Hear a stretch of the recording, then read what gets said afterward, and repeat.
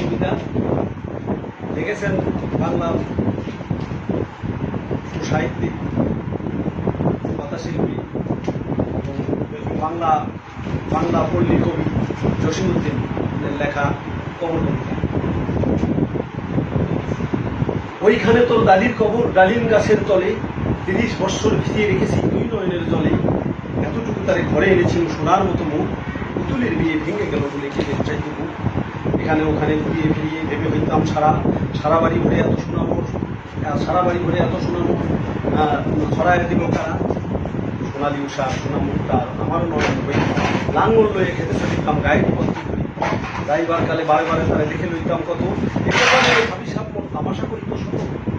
বাপের বাড়িতে যাইবার গেলে চলিত দরিয়া পা, আমারে দেখিতে যাই হইল বিজান্তরী গা।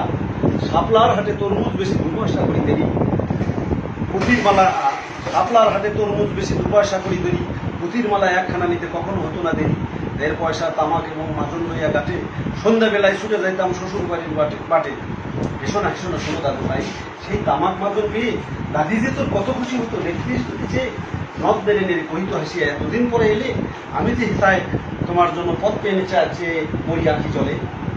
আমার ছাইয়া তো ব্যথাদার কেমন করিয়া হায়, কবর দেশেতে ঘুমাই রয়েছে নিঝুম নিরালায়।